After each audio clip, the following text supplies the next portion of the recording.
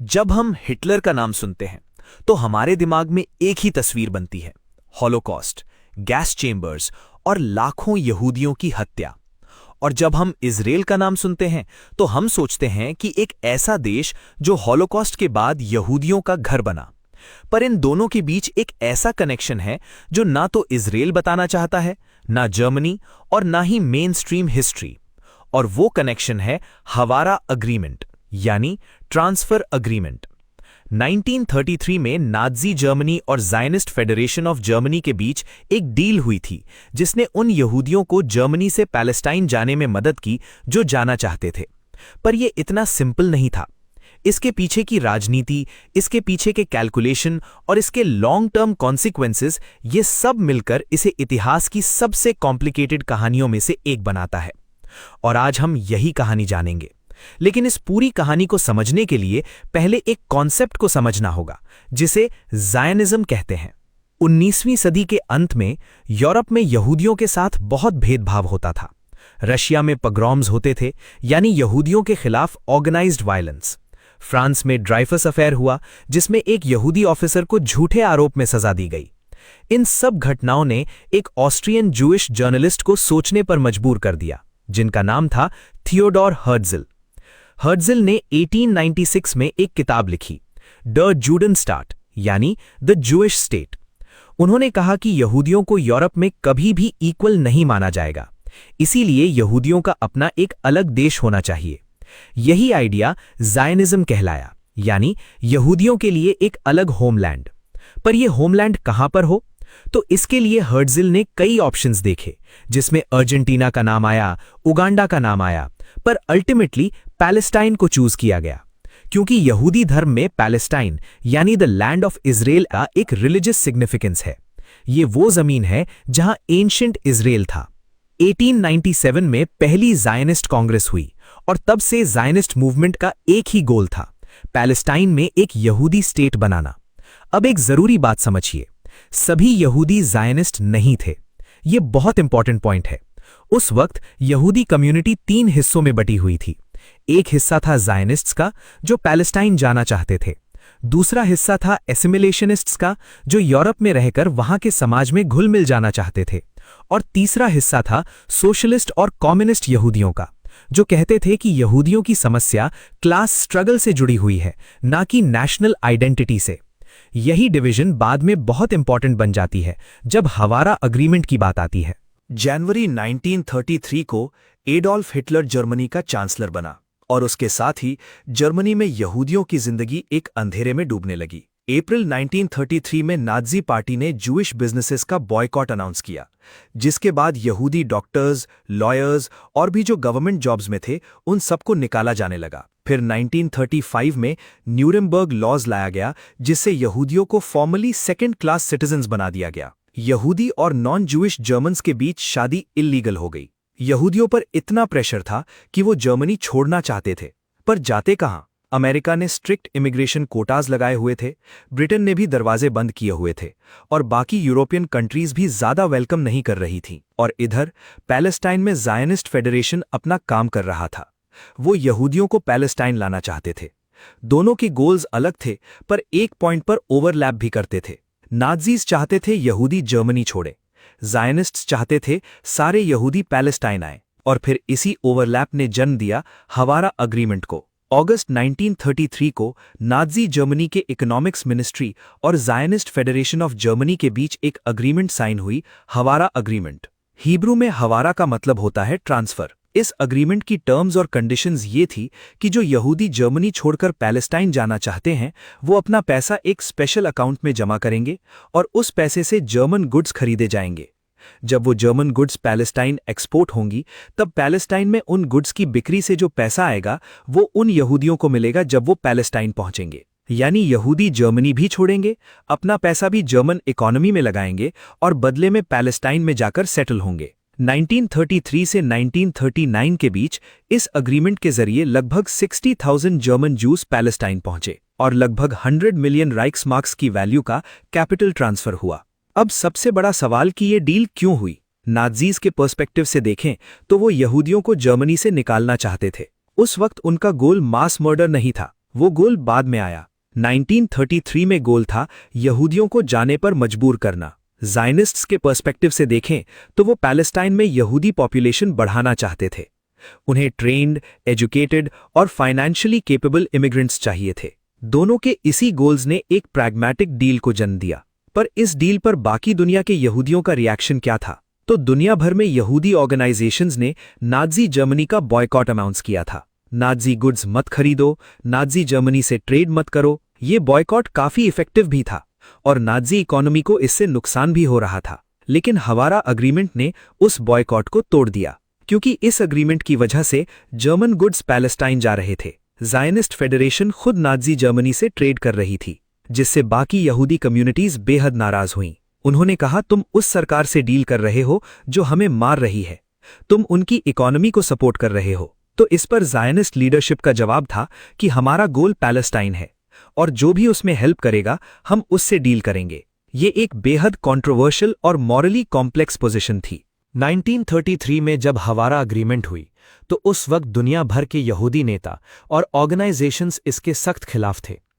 Vladimir जाबोटिन्स्की, जो खुद Zionist leader थे, पर वो हवारा के खिलाफ थे।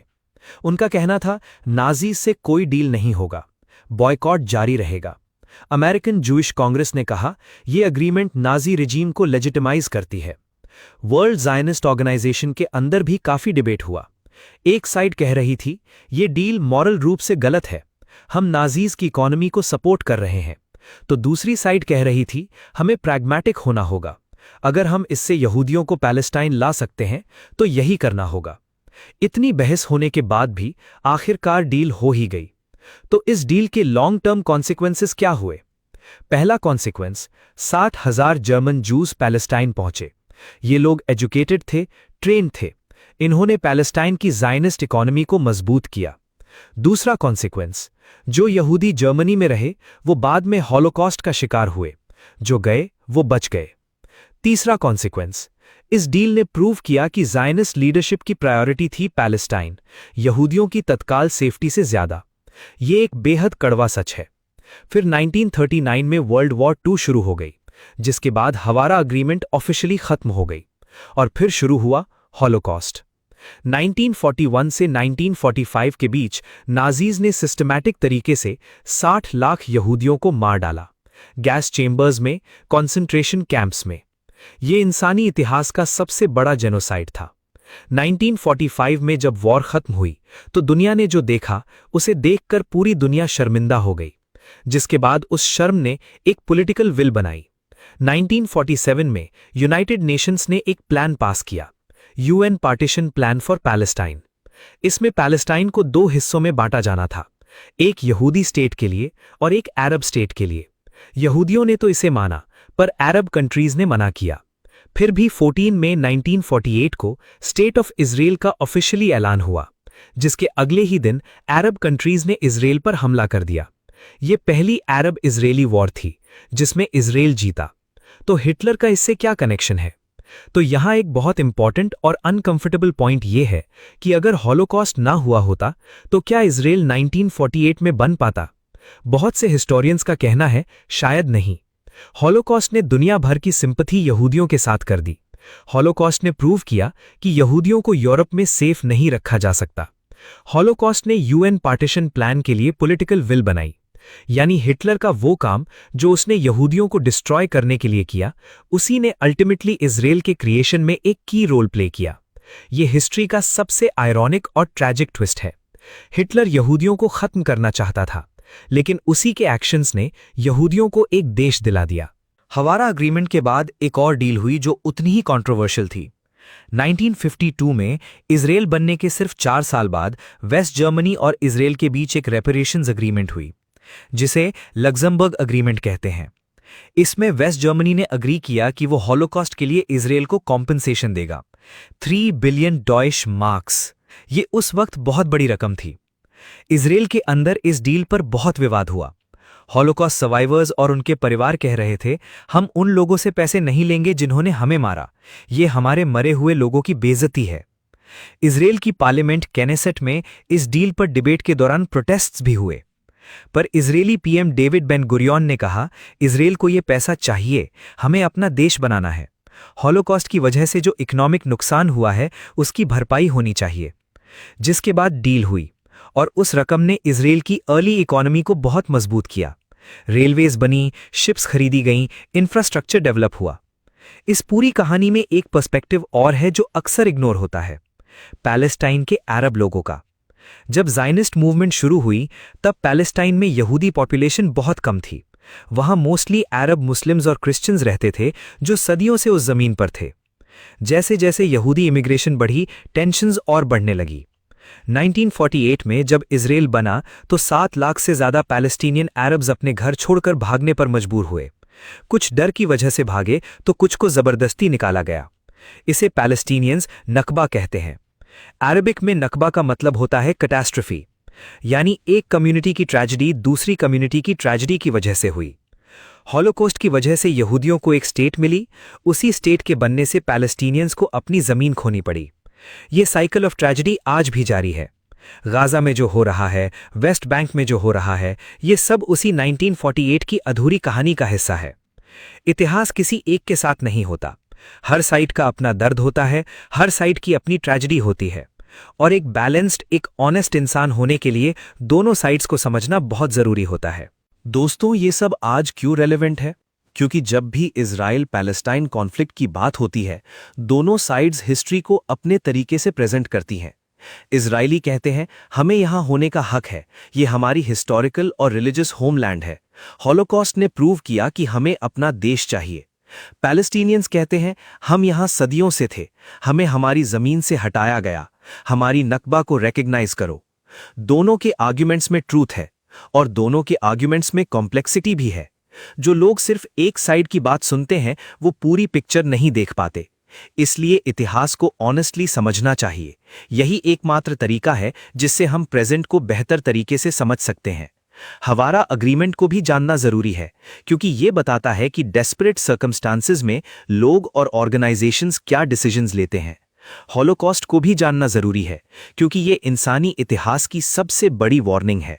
और नकबा को भी जानना जरूरी है क्योंकि एक ट्रेजेडी की वजह से दूसरी ट्रेजेडी हुई और वो साइकिल आज तक नहीं टूटी है। हिस्ट्री कभी सिंपल नहीं होती। हिटलर एक मॉन्स्टर था, ये बात क्रिस्टल क्लियर है। हॉलोकॉस्ट 60 लाख यहूदियों की हत्या थी, ये फैक्ट है। इजराइल एक देश है जो रियल है, ये भी फैक्ट है।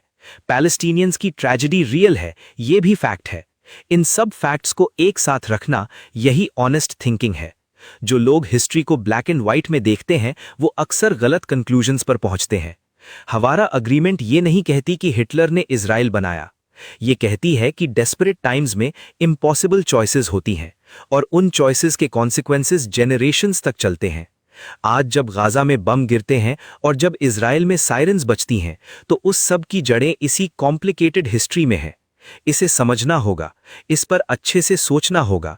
किसी एक साइड का ब्लाइंडली समर्थन करने से पहले पूरी हिस्ट्री जाननी होगी क्योंकि इतिहास को इग्नोर करने वाले उसे रिपीट करते हैं और इतिहास को ऑनेस्टली समझने वाले शायद एक बेहतर फ्यूचर बना सकते हैं।